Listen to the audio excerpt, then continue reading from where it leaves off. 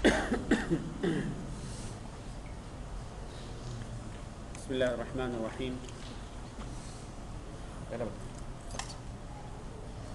الحمد لله رب العالمين، والصلاة والسلام على أشرف الأنبياء والمرسلين وعلى آله وأصحابه أجمعين ومن تبعهم بإحسان إلى يوم الدين، أما بعد. أعوذ بالله من الشيطان الرجيم. وقاتلوا في سبيل الله الذين يقاتلونكم ولا تعتدوا إن الله لا يحب المعتدين. واقتلوهم حيث ثقفتموهم وأخرجوهم من حيث أخرجوكم والفتنة أشد من القتل ولا تقاتلوهم عند المسجد الحرام حتى يقاتلوكم فيه فإن قاتلوكم فاقتلوهم كذلك جزاء الكافرين فإن انتهوا فإن الله غفور رحيم وقاتلوهم حتى لا تكون فتنة ويكون الدين لله فإن انتهوا فلا عدوان إلا على الظالمين. محترم بھائی اور دوستو، سورۃ البقرہ کی 4 آیات میں نے آپ کے سامنے تلاوت کی ہیں، 190 سے 193 تک. ان آیات میں کچھ احکامات قتال اور جنگ کے متعلق ہیں. چنانچہ اللہ رب العزت ارشاد فرماتے ہیں کہ وقاتلوا فی سبیل اللہ، اور تم قتال کرو، جنگ کرو اللہ کے راستے میں. کن سے؟ الذین یقاتلونکم، ان سے جو تم سے قتال کرتے ہیں، جو تم سے جنگ کرتے ہیں، تمہارے خلاف برسر پیکار ہیں، ان سے قتال کرو، ان سے جنگ کرو. ولا تعتدوا، اور تم حد سے تجاوز نہ کرو، زیادتی نہ کرو. ان اللہ لا يحب المعتدین، بے شک اللہ زیادتی کرنے والوں کو پسند نہیں کرتا. اس آیت کریمہ میں اللہ رب العزت نے قتال کرنے کا حکم دیا ہے، اور قتال بھی ان لوگوں کے خلاف کہ جو مسلمانوں کے خلاف برسر پیکار ہیں. اور آپ کو یہ معلوم ہے کہ جب نبی کریم صلی اللہ علیہ وسلم اپنے صحابہ کرام کے ساتھ مکہ مکرمہ میں قیام پذیر تھے، تو وہاں آپ صلی اللہ علیہ وسلم اور آپ کے صحابہ کرام کو صبر، تحمل اور برداشت کا حکم دیا گیا کہ مشرکین مکہ جو آپ کو اذیتیں پہنچا رہے ہیں، جو آپ کو تکلیفیں دے رہے ہیں، ان اذیتوں اور تکلیفوں پر اور ان مصیبتوں پر اور ان آزمائشوں پر آپ صبر کریں. اصبروا، صبر کا اللہ رب العزت نے حکم دیا. اور نبوت ملنے کے بعد 13 سال نبی صلی اللہ علیہ وسلم مکہ مکرمہ میں دین اسلام کی دعوت و تبلیغ کا کام کرتے رہے. اس دوران مخالفین نے، دشمنان اسلام نے بھرپور مخالفت کا اظہار کیا، بھرپور دشمنی کا اظہار کیا، اور مسلمانوں کو ہر طرح سے تکلیف دینے کی کوشش کی. جس طرح مسلمان مصیبتوں سے دوچار ہوئے، یہ ایک الگ موضوع ہے، ایک مستقل موضوع ہے کہ مسلمانوں کو کس طرح سے اذیتوں سے اور مصیبتوں سے دوچار کیا گیا. حتیٰ کہ خود نبی اکرم صلی اللہ علیہ وسلم کو بھی اذیتیں پہنچائی گئی. صرف زبانی طور پر نہیں بلکہ عملی طور پر بھی نبی صلی اللہ علیہ وسلم کو اذیت پہنچائی گئی.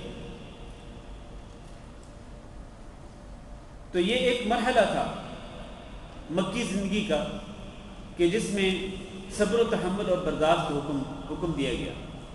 لیکن جب دوسرا مرحلہ شروع ہوا، نبی صلی اللہ علیہ وسلم کی مدنی زندگی کا آغاز ہوا کہ جس میں آپ صلی اللہ علیہ وسلم نے مدینہ منورہ میں ایک اسلامی حکومت تشکیل دی، اور ایک اسلامی مملکت، پہلی اسلامی مملکت معرض وجود میں آئی، جس کے سربراہ خود حضرت محمد صلی اللہ علیہ وسلم تھے. تو اس کے ساتھ ہی جب مسلمانوں کو قوت حاصل ہوئی تو اس کے ساتھ ہی اللہ رب العزت نے اجازت دے دی اور سب سے پہلی آیت جو کہ قتال کی اجازت کے متعلق نازل ہوئی وہ سورۃ الحج کی آیت ہے، جس میں اللہ تعالیٰ نے فرمایا اذن للذین یقاتلون بانہم ظلموا وان اللہ علی نصرہم لقدیر۔ جن لوگوں پہ ظلم کیا گیا ہے یعنی اہل ایمان، انہیں اجازت دے دی گئی کس بات کی کہ وہ اب صبر و تحمل کے مرحلے کو چھوڑ کر اب وہ مقابلہ کریں، اور جس طرح وہ قتال کرتے ہیں مسلمانوں کو اذیتیں پہنچاتے ہیں یہ بھی ان سے قتال کریں۔ اللہ تعالیٰ نے اجازت دے دی، جہاد کی اجازت مل گئی، قتال فی سبیل اللہ کی اجازت مل گئی۔ تو اسی ضمن میں اللہ تعالیٰ فرماتے ہیں کہ وقاتلوا فی سبیل اللہ، تم قتال کرو، جنگ کرو اللہ کے راستے میں۔ یہاں یہ جو ایک بہت بڑا فائدہ ہے، اللہ نے فرمایا کہ قاتلوا فی سبیل اللہ، تم قتال کرو اللہ کے راستے میں۔ اس کے بعد میں الذین یقاتلونکم، ان سے قتال کرو جو تم سے قتال کرتے ہیں۔ جن سے جنگ کرنی ہے ان کا ذکر بعد میں آیا اور درمیان میں فی سبیل اللہ کا تذکرہ آ گیا۔ حالانکہ اللہ تعالیٰ اگر یوں بھی ارشاد فرماتے کہ وقاتلوا الذین یقاتلونکم، کہ تم قتال کرو ان لوگوں سے جو تم سے قتال کرتے ہیں، اللہ تعالیٰ یوں بھی ارشاد فرما سکتا تھا، لیکن درمیان میں اللہ تعالیٰ نے فی سبیل اللہ کا ذکر کیا، قاتلوا فی سبیل اللہ۔ اس کی وجہ کیا ہے؟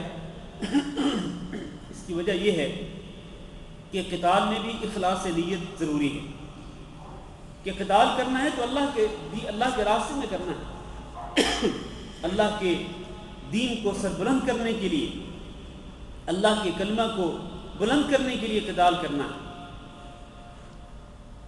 قومی عصبیت کی بنا پر نہیں یا ملکی عصبیت کی بنا پر نہیں، بلکہ قتال کرنا ہے تو صرف اور صرف اعلاء کلمت اللہ کے لیے کرنا ہے۔ اللہ کا کلمہ بلند ہو، اللہ کا دین غالب ہو، اللہ کے دین کو غالب کرنے کے لیے قتال کرو۔ فی سبیل اللہ کو پہلے لائے اللہ تعالیٰ، اور الذین یقاتلونکم، جن کے خلاف جنگ کرنی ہے ان کا ذکر بعد میں کیا اللہ رب العزت نے۔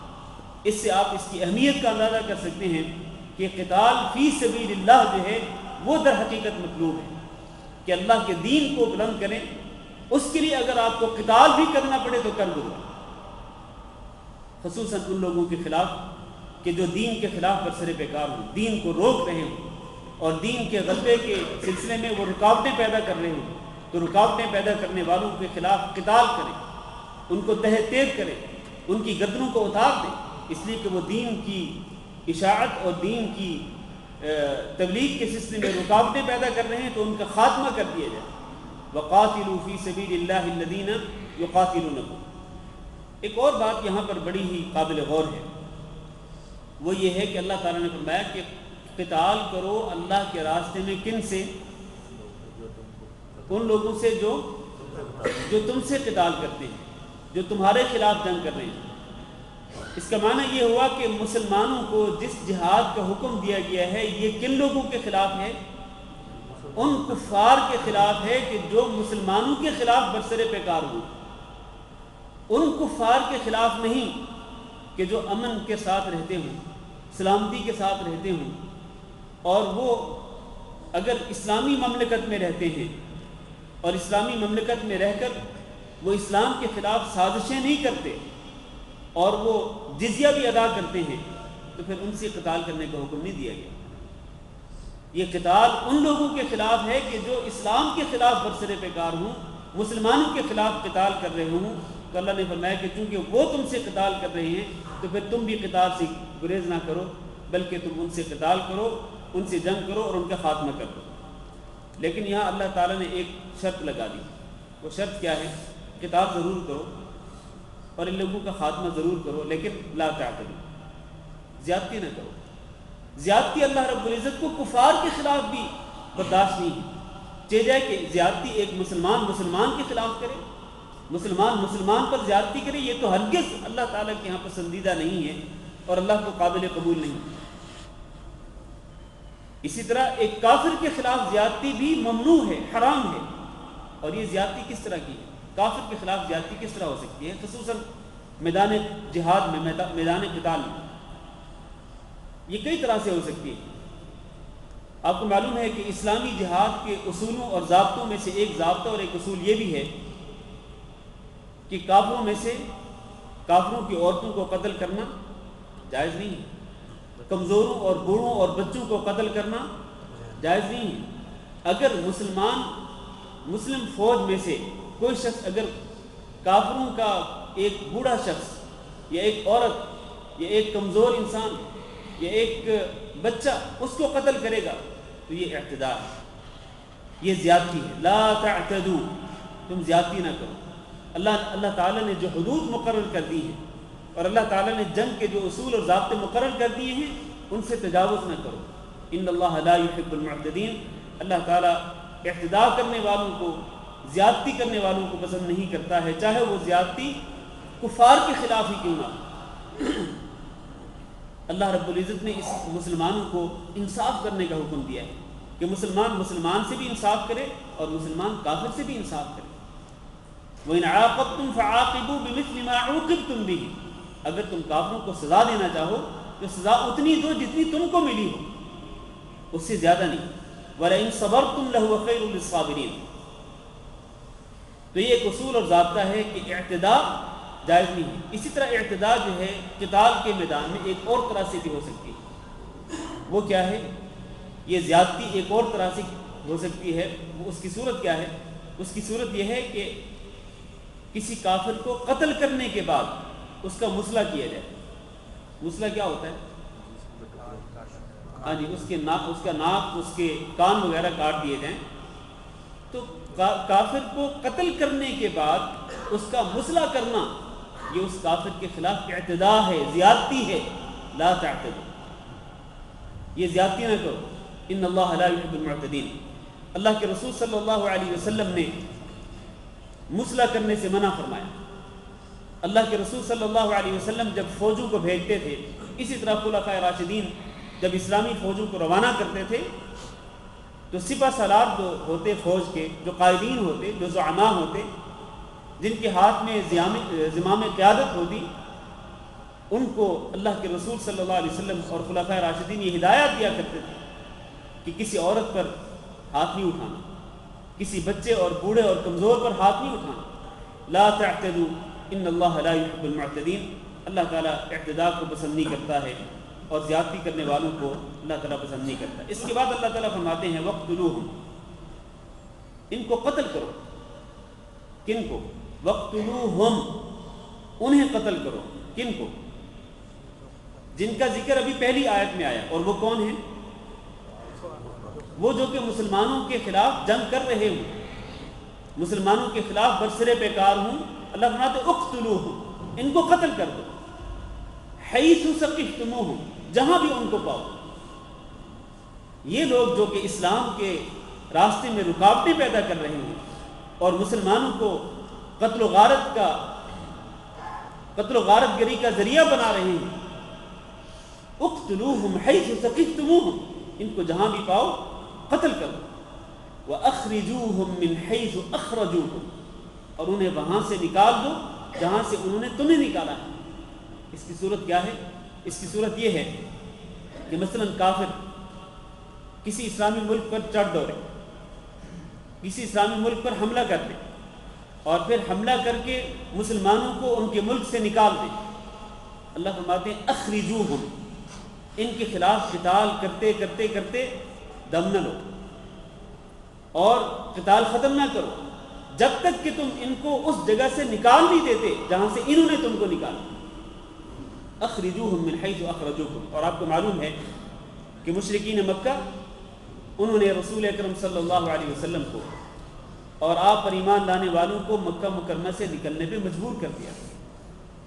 اور آپ دیکھیں اللہ کے رسول صلی اللہ علیہ وسلم جب مکہ مکرمہ سے نکل رہے تھے تو آپ ایک پہاڑی جس کا نام حزورہ تھا، اس پہاڑی پہ کھڑے ہو کر آپ فرماتے ہیں مکہ مکرمہ کو مخاطب ہوتے ہوئے، آپ فرماتے ہیں کہ انکی واللہ انکی لاحب الارض الی اللہ، اللہ کی قسم تم اے مکہ کی سرزمین اللہ تعالیٰ کو سب سے پسندیدہ سرزمین ہے۔ ولولا ان قومی اخرجونی لما خرجت، اور اگر میری قوم مجھے اس مبارک سرزمین سے نکلنے پر مجبور نہ کرتی تو میں نہ نکلتا۔ رسول اکرم صلی اللہ علیہ وسلم نے اپنی زندگی کے قیمتی 53 سال اس مکہ مکرمہ میں گزارے تھے. آپ کی پیدائش وہاں ہوئی, آپ کا بچپن وہاں پر گزرا, آپ وہاں پر پلے بڑھے, آپ کی جوانی کے ایام وہاں پر گزرے, آپ نے شادی وہاں پر کی, آپ کی اولاد وہاں پر ہوئی, آپ کو نبوت وہاں پر ملی, آپ نے 13 سال اسلام کی دعوت میں گزارے. یقیناً آپ صلی اللہ علیہ وسلم کے لیے یہ بہت بڑا المیہ تھا اور بہت ہی قابل افسوس مقام تھا کہ آپ اس مقام کو چھوڑ کر جائیں کہ جس کو اللہ کے رسول صلی اللہ علیہ وسلم نے خود ہی آپ نے فرمایا کہ یہ اللہ رب العزت کو سب سے محبوب ترین مقام ہے. تو ان لوگوں نے نکلنے پہ مجبور کیا, مشرکین مکہ نے. تو اللہ تعالیٰ نے اہل ایمان کو کیا حکم دیا؟ اقتلوہم. یہ جو مشرکین مکہ ہیں اور اسلام کے خلاف سازشیں کر رہے ہیں, مسلمانوں کو اذیتوں اور مصیبتوں میں دوچار کر رہے ہیں, اقتلوہم, ان کو قتل کرو, یہ جہاں بھی ملیں. اور اس کے ساتھ ساتھ اخرجوہم, ان کو نکال دو یہاں سے. کہاں سے؟ مکہ مکرمہ سے. من حیث اخرجوکم, جہاں سے انہوں نے تم کو نکالا تھا. اور آپ کو معلوم ہے کہ اللہ رب العزت کے اس حکم پہ صحابہ کرام نے عمل کیا, قتال کرتے رہے حتیٰ کہ وہ موقع بھی آ گیا کہ جب سن 8 ہجری میں, ہجرت کے 8 سال کے بعد صحابہ کرام فاتحانہ انداز میں رسول اکرم صلی اللہ علیہ وسلم کی قیادت میں صحابہ کرام مسلمان فوج جو ہے وہ فاتحانہ انداز میں مکہ مکرمہ میں داخل ہوتی ہے اور وہاں پر مشرکین مکہ کو قتل کیا جاتا ہے. اور آپ صلی اللہ علیہ وسلم نے بعض مشرکین مکہ کے نام لے کر کے کہا, تقریباً ان کی تعداد 7 تھی. آپ نے فرمایا کہ یہ مشرکین مکہ جو ہیں یہ اگر خانہ کعبہ کے پردوں کے ساتھ اگر لٹکے ہوئے ہوں یا پردوں کے پیچھے چھپے ہوئے ہوں تو پھر بھی ان کو نہ چھوڑا جائے اور ان کو قتل کر دیا جائے. اخرجوہم من حیث اخرجوکم. تو مسلمانوں کو بڑا سخت حکم دیا گیا, جہاں ملے ان کو قتل کر دو اور ان کو وہاں سے نکال دو جہاں سے انہوں نے تم کو نکالا ہے. اس کے ساتھ اللہ نے فرمایا والفتنۃ اشد من القتل. یہ جو میں نے قتل کا حکم دیا ہے اس سے کہیں زیادہ سخت چیز جو ہے وہ کیا ہے؟ الفتنہ. فتنہ زیادہ سخت ہے قتل سے. فتنہ سے مراد کیا ہے؟ فتنہ سے مراد وہ آزمائش ہے جس میں مشرکین مکہ نے مسلمانوں کو دوچار کر دیا تھا. وہ آزمائش کیا تھی؟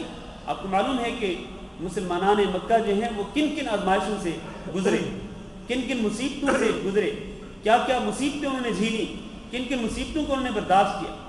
تو وہ جو مصیبتیں تھیں, وہ جو آزمائشیں تھیں, اللہ فرماتے ہیں وہ جو مصیبت اور وہ آزمائش جو ہے وہ قتل سے کہیں زیادہ سخت ہے. لہذا مسلمانوں دریغ نہ کرو اور کوئی پرواہ نہ کرو اور ان کو قتل کرو, اس لیے کہ انہوں نے تمہیں فتنے میں مبتلا کیا حتیٰ کہ تمہیں مکہ مکرمہ سے نکلنے پہ مجبور کر دیا. تو وہ فتنہ جو ان کی طرف سے بپا کیا گیا وہ فتنہ کہیں زیادہ سخت ہے اس قتل سے جس کا میں تمہیں حکم دے رہا ہوں کہ ان کو جہاں بھی یہ ملے ان کو قتل کرو. اس کے ساتھ اللہ نے فرمایا وَلَا تُقَاتِلُوهُمْ عِنْدَ الْمَسْجِدِ الْحَرَامِ.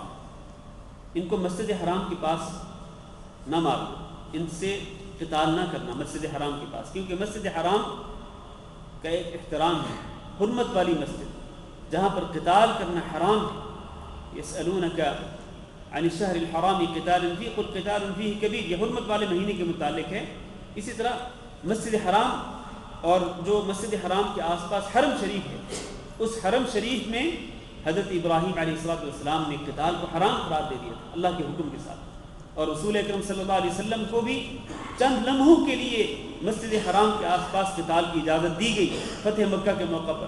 اور آپ نے اس وقت فرمایا تھا کہ اللہ تعالیٰ نے مجھے اجازت دی ہے چند لمحوں کے لیے, کچھ وقت کے لیے کہ میں یہاں قتال کروں, ورنہ اس کے بعد قیامت تک کے لیے یہاں پر قتال حرام ہے. تو اللہ نے فرمایا لا تقاتلوہم عند المسجد الحرام, مسجد حرام کے پاس ان سے قتال نہ کرو حتی یقاتلوکم فیہ, یہاں تک کہ یہ تم سے قتال کریں اس مسجد حرام میں. معنی یہ ہے کہ اگر یہ مسجد حرام میں یا مسجد حرام کے آس پاس حدود حرم میں اگر یہ پہل کریں, یہ ابتدا کرتے ہیں قتال کی, تو پھر نہ چھوڑو ان کو, پھر ان کے خلاف قتال کرو.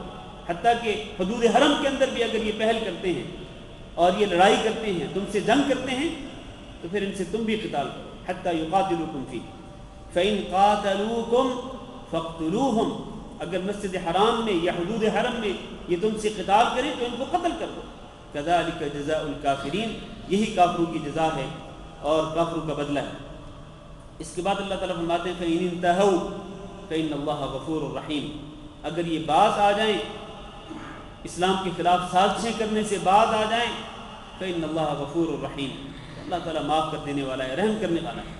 یعنی اگر یہ توبہ کر لیں، اللہ تعالیٰ سے معافی مانگ لیں، اسلام کے خلاف سازشیں نہ کریں، تو اللہ تعالیٰ ان کو بھی معاف کر دے گا۔ اللہ تو بڑا ہی غفور الرحیم ہے، اللہ اپنے بندوں کو بھی معاف کرتا ہے، اور کافر مشرک اگر کفر اور شرک سے توبہ کر لیں، اسلام قبول کر لیں، اللہ کی توحید کو قبول کر لیں، تو اللہ تعالیٰ ان کو بھی معاف کر دیتا ہے۔ ان اللہ یغفر الذنوب جميعا۔ اس کے بعد اللہ تعالیٰ فرماتے ہیں وقاتلوہم، اور ان سے قتال کرو، حتی لا تکون فتنہ، یہاں تک کہ فتنہ باقی نہ رہے، ویکون الدین للہ، اور دین پورے کا پورا اللہ کے لیے ہو جائے۔ فإن انتہوا، بس اگر یہ باز آ جائیں، فلا عدوان الا علی الظالمین، تو پھر زیادتی صرف ظالموں پر ہی ہو سکتی ہے، ظالموں کے علاوہ کسی اور پر زیادتی نہیں ہو سکتی۔ میرے بھائیو، یہاں اس آیت میں ذرا غور کریں۔ اللہ رب العزت نے قتال فی سبیل اللہ کے دو اہم مقاصد ذکر کیے ہیں، جہاد فی سبیل اللہ کے دو اہم مقاصد ذکر کیے ہیں۔ وہ مقاصد کیا ہیں؟ حتی لا تکون فتنہ، یہ پہلا مقصد کہ زمین پر فتنے کا وجود باقی نہ رہے۔ فتنہ کیا ہے اس کی پہلے وضاحت کر چکا ہوں کہ فتنہ جو کہ کافروں کی طرف سے، مشرکین کی طرف سے بپا کیا جاتا ہے مسلمانوں کے خلاف، اور مسلمانوں کو اسلام کی تبلیغ سے اور اسلام کی دعوت سے جو روکا جاتا ہے، اور اسلام کی نشر و اشاعت میں جو رکاوٹیں کھڑی کی جاتی ہیں، جس طرح کہ مشرکین مکہ اسلام کی نشر و اشاعت میں رکاوٹیں کھڑی کرتے تھے، مسلمانوں کو اذیتیں پہنچاتے تھے، وہ فتنہ تھا۔ تو اللہ فرماتے ہیں ان سے قتال کرو حتیٰ کہ یہ فتنہ باقی نہ رہے۔ یہ پہلا مقصد ہے جہاد فی سبیل اللہ کا، فتنے کی سرکوبی کرنے کے لیے، فتنے کا خاتمہ کرنے کے لیے، فتنے کو مٹانے کے لیے قتال کرو، یہ پہلا مقصد ہے۔ دوسرا مقصد کیا ہے؟ حتیٰ وَيَكُونَ الدِّينُ لِلَّهِ، اور دین اللہ رب العزت کے لیے ہو جائے۔ دین سے مراد دین اسلام ہے، کہ دین اسلام غالب آ جائے، دین اسلام کے غلبے کے لیے قتال کرو۔ هو الذي ارسل رسوله بالهدى ودين الحق ليظهره على الدين كله ولو كره المشركون۔ اللہ تعالیٰ نے جو دین دیا حضرت محمد صلی اللہ علیہ وسلم کو، وہ کس لیے دیا؟ ليظهره على الدين كله، اس دین کو باقی تمام ادیان پر غالب کرنے کے لیے، اس لیے کہ یہ دین اسلام ہی اللہ کے نزدیک دین برحق ہے۔ ان الدین عند اللہ الاسلام، دین اسلام ہی دین برحق ہے، لہذا اس دین کو باقی تمام ادیان پر غالب کرنے کے لیے جہاد کرنا پڑے تو کر گزرو، قتال کرنا پڑے تو کر گزرو۔ تو اس آیت کریمہ میں اللہ رب العزت نے دو اہم مقاصد ذکر کیے ہیں۔ ان دو اہم مقاصد کو سامنے رکھتے ہوئے یہاں ایک اہم مسئلہ بیان کرنا چاہتا ہوں، اور اسی مسئلے کے ساتھ ہی آج کا درس ختم ہوتا ہے۔ وہ یہ ہے کہ جہاد فی سبیل اللہ کا حکم کیا ہے؟ جہاد فی سبیل اللہ فرض عین ہے، فرض کفایہ ہے، یا یہ مستحب ہے، واجب ہے؟ اسلام میں اس کا حکم کیا ہے؟ اس کی شرعی حیثیت کیا ہے قتال کی، جہاد فی سبیل اللہ کی؟ اس کا جواب یہ ہے کہ جب آپ تحقیق کرتے ہیں، اگرچہ اس مسئلہ میں اختلاف موجود ہے، لیکن جب آپ تحقیق کرتے ہیں تو تحقیق کے بعد آپ اس نتیجے پر پہنچتے ہیں کہ جہاد فی سبیل اللہ فرض کفایہ ہے۔ جہاد فی سبیل اللہ فرض کفایہ ہے، ہاں کچھ صورتوں میں یہ فرض عین ہو جاتا ہے۔ فرض کفایہ اور فرض عین میں کیا فرق ہے؟ فرض کفایہ کچھ لوگ کر لیں تو سب کی طرف سے ہو جاتا ہے۔ اگر کچھ لوگ اس فرض کو ادا کر دیں جس طرح اس فرض کو ادا ہونا چاہیے، تو پھر باقی تمام لوگوں کی طرف سے وہ ادا ہو جاتا ہے۔ اور فرض عین کا معنی کیا ہے؟ ہر ایک پر، تمام کے تمام لوگوں پر وہ فرض ہو جاتا ہے، اس کو فرض عین کہتے ہیں۔ تو جہاد اصلاً فرض کفایہ ہے۔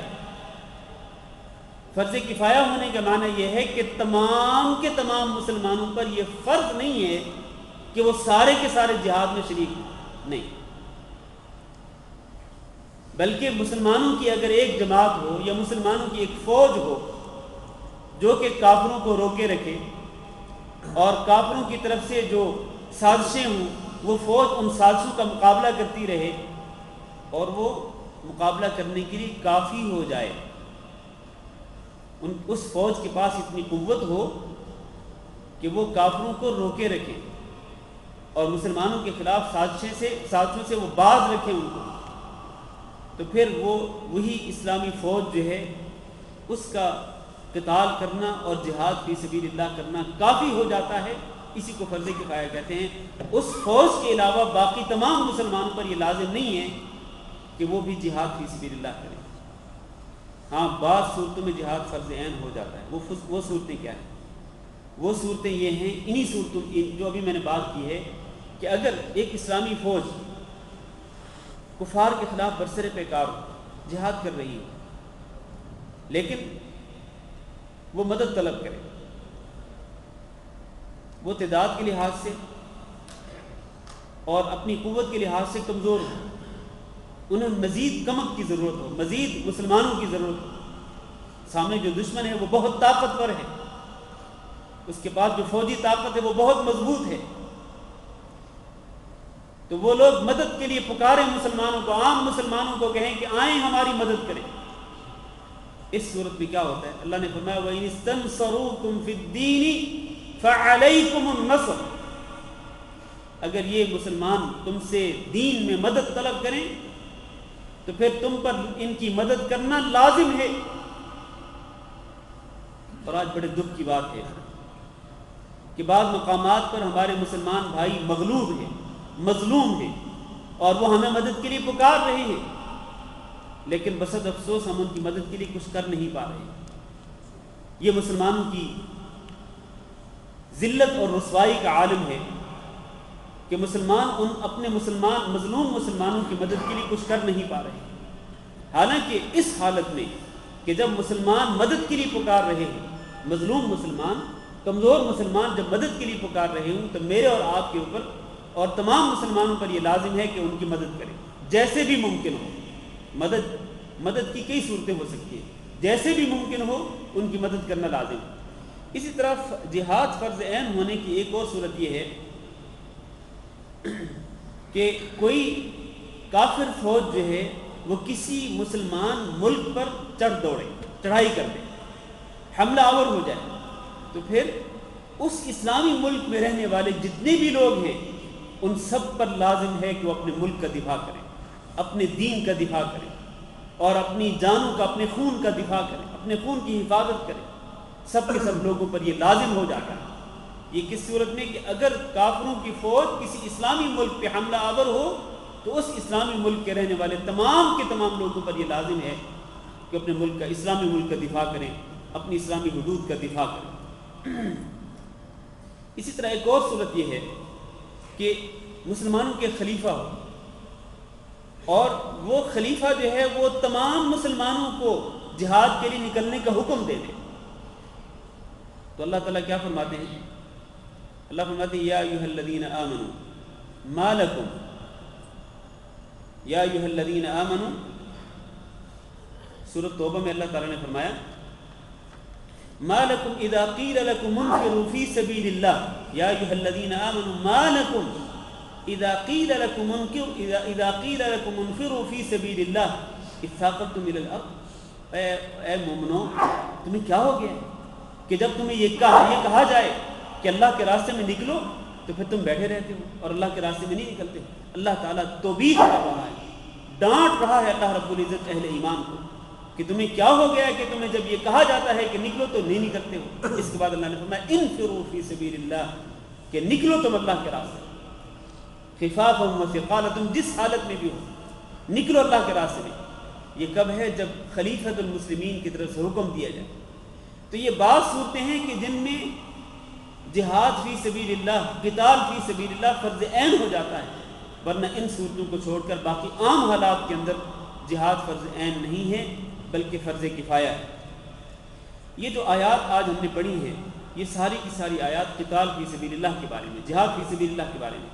اسی طرح اگلی جو آیت ہے اس میں بھی بعض قتال کے متعلق اور جہاد کے متعلق کچھ احکامات ہیں، لیکن ہم یہاں پر رکتے ہیں اور جو کچھ آج ہم نے پڑھا ہے اسی پر اکتفا کرتے ہیں۔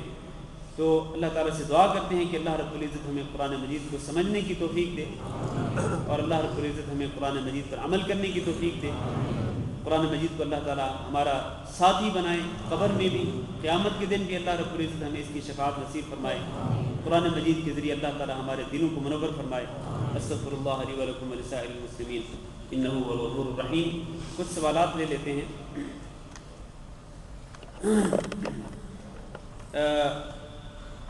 ایک سوال یہ کیا گیا ہے کہ سورۃ النساء کی جو آیت ہے واللاتی یأتین الفاحشۃ من نسائکم فاستشہدوا علیہن اربعۃ منکم فإن شہدوا فامسکوہن فی البیوت، کہ جو خواتین بے حیائی کا ارتکاب کریں تو ان پر 4 گواہیاں قائم کریں، یعنی ان کی بے حیائی اور ان کی برائی پر 4 گواہیاں قائم کریں۔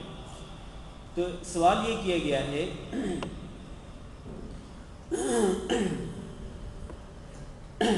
کہ یہ جو بے حیائی کا عمل ہے، کیا اس کو آنکھوں سے دیکھنا ضروری ہے 4 گواہوں کے لیے، یا کسی بھی پوزیشن میں اگر کسی مرد اور عورت کو دیکھا جائے تو پھر اس پر اس کے بارے میں یہ کہا دیا جائے اور کہہ دیا جائے، یہ گواہی دے دی جائے کہ بھی یہ دونوں جو ہیں یہ برائی کا ارتکاب کر رہے تھے؟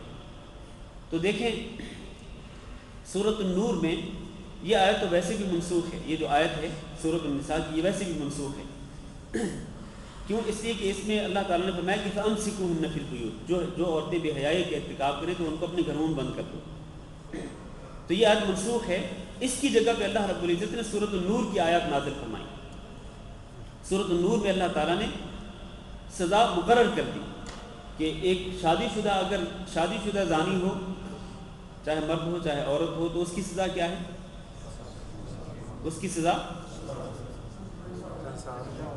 سنسار کرنا، رجم کرنا ہے، اور اگر غیر شادی شدہ ہو تو اس کی سزا 100 کوڑے۔ لیکن اللہ رب العزت نے اس کے لیے 4 گواہوں کی گواہی کو ضروری قرار دیا ہے، 4 گواہوں کی گواہی کو ضروری قرار دیا ہے۔ بلکہ اللہ رب العزت نے تو اس قدر سختی کی ہے اس معاملے میں کہ اگر کوئی شخص کسی پر برائی کا الزام لگائے، چاہے وہ عام آدمی ہو یا کوئی خامد اپنی بیوی پر برائی کا الزام لگائے، تو اللہ تعالیٰ نے اس قدر سختی کی ہے کہ اگر کوئی شخص برائی کے الزام لگائے وہ 4 گواہوں کو پیش نہ کر سکے تو اس پر کیا ہے؟ حد قذف ہے، یعنی تہمت لگانے کی سزا ہے اس کے لیے۔ اور میاں بیوی کے لیے ایک اور سزا ہے، اور وہ جس کو لعان کہا جاتا ہے، کہ وہ 4 مرتبہ وہ گواہی دیں اللہ کی قسم کھا کر کے، تو وہ اس کا لعان کا ایک الگ طریقہ ہے۔ تو اللہ رب العزت نے 4 گواہوں کی گواہی جو ہے وہ ضروری قرار دی ہے اس بات جرم کے لیے۔ کون سا جرم؟ یہ جو فاحشہ بے حیائی کا جرم ہے، زنا کا جو جرم ہے، اس کو ثابت کرنے کے لیے 4 گواہوں کی گواہی کو لازم قرار دیا ہے۔ اور رسول اکرم صلی اللہ علیہ وسلم نے احادیث کے اندر وضاحت کر دی ہے کہ 4 گواہ اس بات کی گواہی دیں کہ انہوں نے آنکھوں کے ساتھ دیکھا ہے کہ یہ دونوں برائی کا ارتکاب کر رہے تھے، کسی بھی پوزیشن میں نہیں، بلکہ برائی کا ارتکاب کرتے ہوئے دیکھیں، اور وہ گواہ سچے گواہ ہوں تو پھر ان دونوں پر سزا جو ہے وہ نافذ کر دی جائے گی، جو کہ اللہ رب العزت نے قرآن مجید کے اندر ذکر کی ہے۔ ورنہ اگر 4 گواہ نہیں ہے اور کوئی شخص ویسے الزام لگاتا ہے تو اس کے خلاف حد قذف ہے، تہمت لگانے کی سزا ہے۔ دوسرا سوال یہ کیا ہے انہوں نے کہ اگر ماں یا باپ بیمار ہو اور ملنے، یہ شاید کسی بہن کی طرف سے سوال ہے کہ اگر ماں باپ بیمار ہوں اور شوہر اجازت تو ان سے ملنے کے لیے کیا شوہر کی اجازت ضروری ہے، اور اگر شوہر روکے تو کیا ہم نہ جائیں؟ تو دیکھیں، اگر والدین بیمار ہوں تو والدین کی زیارت کرنا، ان کی عیادت کرنا بہت ضروری ہے، اور شوہر کو نہیں چاہیے کہ وہ اپنی بیوی کو ان کے والدین کو ملنے سے یا والدین کی عیادت کرنے سے روکے۔ ایسا جائز نہیں ہے، شوہر کے لیے جائز نہیں ہے کہ وہ اپنی بیوی کو والدین کے پاس جانے سے منع کرے، الا یہ کہ کوئی شرعی عذر ہو، کسی شرعی عذر کی بنا پر تو وہ اس کو روک سکتا ہے، ورنہ اگر شرعی عذر نہ ہو تو پھر اپنی بیوی کو نہیں روک سکتا ہے کوئی بھی خامد اس کے والدین کے پاس جانے سے، خاص طور پر جب والدین بیمار ہوں تو عیادت کے لیے اور تیمارداری کے لیے جانے سے منع کرنا جو ہے یہ درست نہیں ہے۔ تیسرا سوال انہوں نے یہ کیا ہے کہ دو بہن ایک ساتھ نکاح میں جمع نہیں کی جا سکتی، یہ حرمت والا رشتہ ہے، تو کیا سالی کی بہن کا شوہر محرم ہو سکتا ہے؟ اگر ہے تو کیا صورت؟ سالی کی بہن کا شوہر نہیں۔ دیکھیں، ایک شخص جو ہے اس کی سالی جو ہے وہ اس کے لیے غیر محرم ہے، یعنی اس کا نکاح اس کی سالی کے ساتھ ہو سکتا ہے، اس کا نکاح اس کی سالی کے ساتھ ہو سکتا ہے۔ کب؟ جب اس کی بیوی کی وفات ہو جائے یا یہ اپنی بیوی کو طلاق دے دے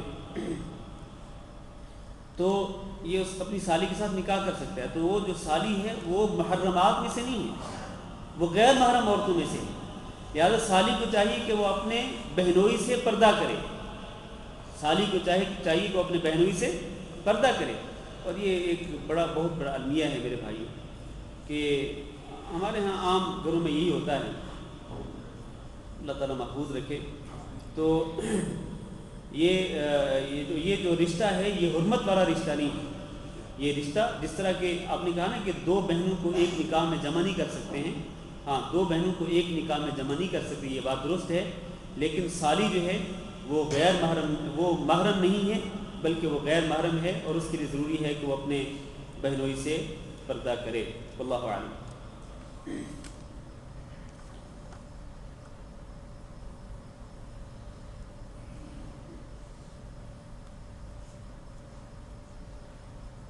ایک سوال یہ کیا گیا ہے کہ جو عورت مخصوص ایام میں ہو تو وہ حدود حرم میں کہاں تک جا سکتی ہے؟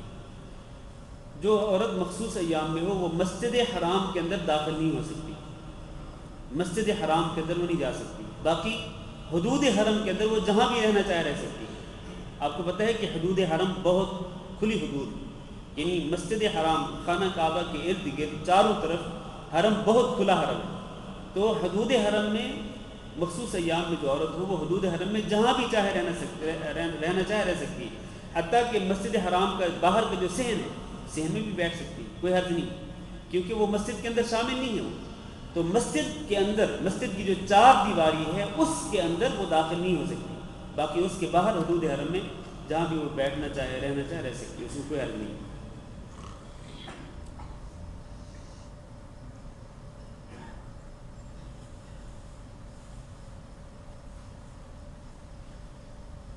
یہ سوال ہے کہ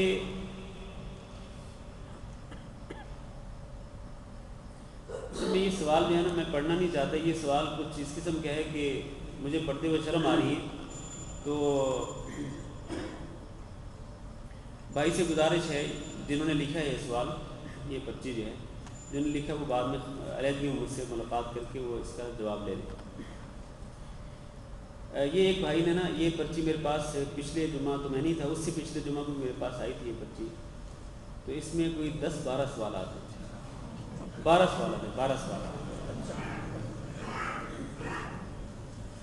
اور سوالات بھی ایسے ہیں کہ بڑے تفصیل طلب سوالات ہیں، تو فی الحال اس کو ڈیلے کرتے ہیں، انشاءاللہ اگلے درس میں کوشش کریں گے کہ آئندہ دروس میں ایک 2 سوالات کے جوابات دے دیے جائیں، اگر کسی بھائیوں میں سے کسی کو کوئی سوال ہو تو لے لیتے ہیں، اس کے بعد ختم کرتے ہیں۔ ہاں جی، سوال یہ ہے کہ جب ہم درود شریف پڑھتے ہیں تمام مسلمان بھائی میں آپ سب، تو جیسا کہ آپ نے مغرب کے وقت بتایا کہ اور میں بھی اسی سے آپ سے ایگری کرتا ہوں کہ ہمارے نبی کو جو ہے وہ موت واقع ہو، تو جب ہم درود شریف پڑھتے ہیں تو کیا وہ سنتے ہیں؟ بھائی نے بہت اچھا سوال کیا ہے کہ جب ہم درود شریف پڑھتے ہیں تو کیا ہمارے نبی صلی اللہ علیہ وسلم اس درود شریف کو سنتے ہیں یا نہیں؟ چونکہ ہم نے مغرب کے بعد جو ہمارا درس ہوا اس میں یہ بات آئی تھی کہ نبی صلی اللہ علیہ وسلم پر جو موت اللہ تعالیٰ نے لکھی تھی وہ موت آ چکی، اللہ نے قرآن مجید میں ارشاد فرمایا کہ انک میت وانہم میتون، اے محمد صلی اللہ علیہ وسلم آپ پر بھی موت آنے والی ہے اور ان پر بھی موت آنے والی ہے، وما محمد الا رسول قد خلت من قبلہ الرسل افإن مات، یہ محمد صلی اللہ علیہ وسلم اللہ کے رسول ہی ہیں افإمات، اگر ان پر موت آ جائے، تو موت کا لفظ اللہ تعالیٰ نے ذکر کیا ہے حضرت محمد صلی اللہ علیہ وسلم کے بارے میں، تو اللہ تعالیٰ نے جو موت آپ پر لکھی تھی وہ موت آ چکی، موت کے بعد ہی آپ صلی اللہ علیہ وسلم کو دفن کیا گیا۔ تو اب سوال یہ ہے کہ جو ہم سلام پڑھتے ہیں، السلام علیکم ایھا النبی ورحمۃ اللہ وبرکاتہ، اور اسی طرح ہم جو درود شریف پڑھتے ہیں، تو کیا نبی صلی اللہ علیہ وسلم یہ سلام اور یہ جو درود ہے اس کو سنتے ہیں؟ اس کا جواب یہ ہے کہ اللہ کے رسول صلی اللہ علیہ وسلم نے خود یہ ارشاد فرمایا کہ اللہ تعالیٰ نے فرشتے مقرر کر رکھے ہیں جو زمین میں گھومتے رہتے ہیں، جہاں کہیں بھی کوئی مسلمان میرے اوپر درود شریف بھیجتا ہے تو وہ فرشتے درود شریف مجھ تک پہنچا دیتے ہیں۔ تو سلام اور صلاۃ اور یہ سلام، یا ایھا الذین آمنوا صلوا علیہ وسلموا تسلیما، جس صلاۃ اور سلام کا اللہ تعالیٰ نے حکم دیا ہے، اہل ایمان جب یہ صلاۃ پڑھتے ہیں، درود شریف پڑھتے ہیں یا سلام بھیجتے ہیں، تو وہ صلاۃ اور سلام دونوں اللہ کے رسول صلی اللہ علیہ وسلم کو پہنچا دیے جاتے ہیں فرشتوں کے ذریعے، ٹھیک ہے؟ باقی خود نبی صلی اللہ علیہ وسلم نہیں سنتے، کیوں؟ اس لیے کہ نبی صلی اللہ علیہ وسلم اس دنیا سے رخصت ہو چکے۔ اب آپ صلی اللہ علیہ وسلم کی جو برزخی زندگی ہے، یقیناً اس میں کوئی شک نہیں کہ برزخی زندگی سب سے افضل، سب سے بہتر زندگی وہ نبی صلی اللہ علیہ وسلم کو نصیب ہوئی ہے، کیونکہ آپ سے بڑھ کر کوئی بھی نہیں ہے۔ نبیوں میں، انسانوں میں سب سے افضل، سب سے بہتر نبی، سب سے افضل انسان نبی صلی اللہ علیہ وسلم۔ تو جو برزخی زندگی ہے وہ سب سے افضل زندگی ہے نبی صلی اللہ علیہ وسلم کے لیے، لیکن برزخی زندگی وہ ہے جو ہماری آنکھوں سے اوجھل ہے، ہم اس کی حقیقت کو نہیں جانتے۔ ہم اس برزخی زندگی کے بارے میں وہ چیز جانتے ہیں جس کو اللہ تعالیٰ نے قرآن مجید میں بیان کر دیا، یا رسول اکرم صلی اللہ علیہ وسلم نے رسول اکرم صلی اللہ علیہ وسلم نے احادیث کے اندر ذکر کر دیا، ہم صرف وہ جانتے ہیں، اس کے علاوہ ہم کچھ بھی نہیں جانتے، وہ ہماری آنکھوں سے اوجھل زندگی ہے۔ تو حتیٰ کہ یہ جو شہداء کے بارے میں اللہ نے فرمایا لا تقولوا لمن يقتل في سبيل الله اموات بل احیاء ولكن لا تشعرون، کہ شہداء جو ہیں یہ زندہ ہیں لیکن ان کی زندگی کس طرح کی اس کا شعور آپ کو نہیں ہے، مجھے اور آپ کو اس کا شعور نہیں ہے۔ تو رسول اکرم صلی اللہ علیہ وسلم کو جو برزخی زندگی ہے، آپ کی جو برزخی زندگی ہے، اس کا شعور ہمیں نہیں ہے۔ تو اس لیے ہم یہ کہنا کہ آپ صلی اللہ علیہ وسلم ہر امتی کا صلاۃ اور سلام سنتے ہیں، نہیں، یہ بالکل غلط ہے۔ ہمیں پڑھنے کا حکم دیا گیا ہے، ہم پڑھتے ہیں، میں بھی پڑھتا ہوں، آپ بھی پڑھتے ہیں، اور ہر مومن پڑھتا ہے، ٹھیک ہے؟ باقی اس بحث میں نہیں پڑھنا چاہیے کہ کیا آپ صلی اللہ علیہ وسلم سنتے ہیں یا نہیں، بلکہ صرف یہ ہمارے ذہنوں میں ہونا چاہیے کہ چونکہ اللہ تعالیٰ نے فرشتے مقرر کر رکھے ہیں جو میرے پاس بھی موجود ہیں، آپ کے پاس بھی موجود ہیں، تو اللہ تعالیٰ کے یہ جو فرشتے ہیں، یہ فرشتے ہمارا صلاۃ و سلام اللہ کے رسول تک پہنچا دیتے ہیں، وہ پہنچ جاتا ہے، ٹھیک ہے؟ تو اس پر ہمیں یقین ہونا چاہیے، واللہ اعلم۔ ایک سوال یہ ہمارے، ہاں جی آخری سوال ہے جی، اصل میں دو سوال آپ اس میں سے چوز کریں اس کو۔ اچھا، ایک تو یہ ہے کہ اگر اللہ کے علاوہ اپنے دیش کے لیے قتال کرنا، جان دینا دیش کی حفاظت کے لیے، چاہے وہ ہندوستان، پاکستان، کچھ ہو، تو یہ مسلمان کے لیے کس حد تک جائے؟ ایک تو یہ، اور دوسرا ایک عام مسئلہ ہے وہ یہ کہ آج کی حدیث میں ہمارے کندھے پہ کپڑے کو رکھنے کی حکم ہوا تھا۔ آج بہت سے لوگ دیکھتے ہیں، آج ہم لوگ آج کل لو ویسٹ جین پہنتے ہیں اور ٹی شرٹ چھوٹی پہنتے ہیں، جب سجدے میں جاتے ہیں رکوع میں تو پیچھے سے سطر کھل جاتا ہے، اس کے بارے میں کیا؟ چونکہ آپ نے مجھے اختیار دیا ہے کہ میں ان دو سوالوں میں سے کوئی ایک سوال لے سکتا ہوں، تو میں آپ کا آخری سوال جو ہے وہ لے لیتا ہوں، پہلا سوال چھوڑ دیتے ہیں، وہ بڑا حساس موضوع ہے، وہ جہاد فی سبیل اللہ کا اور قتال فی سبیل اللہ کے متعلق جو احکامات ہیں بڑے حساس احکامات ہیں، انشاءاللہ پھر کسی وقت تفصیل سے بیان کریں گے۔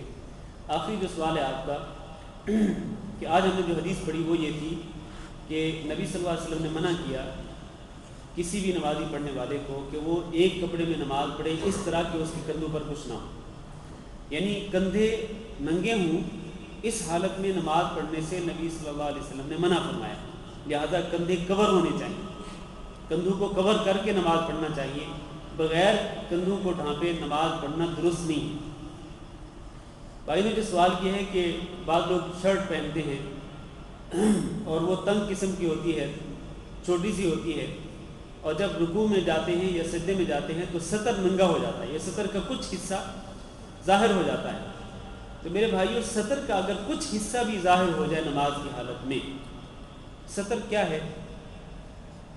سطر جس کا ڈھانپنا ضروری ہے وہ کیا ہے؟ ناک سے لے کر گھٹنوں تک، اس کو ڈھانپنا ہر حال میں ضروری ہے، اس کے بغیر نماز نہیں ہوتی۔ تو اگر اس سطر کا کچھ حصہ ظاہر ہو جائے نماز کی حالت میں تو نماز نہیں ہوگی، وہ نماز ٹوٹ جائے گی، وہ نماز باطل ہو جائے گی، اس نماز کو دوبارہ پڑھنا ضروری ہے۔ اس لیے وہ حضرات جو پینٹ شرٹ پہنتے ہیں ان کے لیے یہ ضروری ہے کہ وہ کھلا لباس پہنیں، تنگ لباس پہننا، پینٹ شرٹ تنگ ہو کہ ایک تو اس کے ساتھ انسان کے جسم کا سائز معلوم ہو، یہ بھی درست نہیں ہے، کیونکہ یہ جو لباس ہوتا ہے یہ اصل انسان کے جسم کو چھپانے کے لیے ہے، پردہ کرنے کے لیے ہے، نہ کہ اس کا سائز جسم کا یا جسم کے بعد حصوں کا سائز جو ہے وہ لوگوں کو دکھانے کے لیے۔ تو اس لیے لباس کے سلسلے میں ہمیں یورپ کی تقلید نہیں کرنی چاہیے بلکہ اسلامی احکامات کو دیکھنا چاہیے۔ اسلامی احکامات یہی ہیں کہ لباس وہ ہو کہ جو ساتر ہو، یعنی پورے جسم کو ڈھانپ رہا ہو، پورے جسم کا پردہ کر رہا ہو، اس طرح کا لباس ہونا چاہیے۔ لہذا میں یہ نہیں کہتا کہ پینٹ شرٹ پہننا حرام ہے، نہیں، پینٹ شرٹ پہننا ٹھیک ہے، پہن سکتے ہیں، لیکن پینٹ شرٹ اس طرح کی ہو کہ جو کھلی ہو اور جس میں انسان کے جسم پورے کا پورا ڈھکا ہو اور بعض اعضاء کا جو ہے وہ سائز معلوم نہ ہو۔ اور اس کے ساتھ دوسری شرط کیا ہے کہ پینٹ جو ہے وہ ٹخنوں سے اوپر ہو، اور جب نماز پڑھیں تو سطر کا کوئی حصہ ننگا نہ ہو بلکہ سطر مکمل طور پر پردے کی حالت میں رہے، تو اس طرح یہ لباس پہنا جا سکتا ہے۔ واللہ اعلم، جزاکم اللہ خیر۔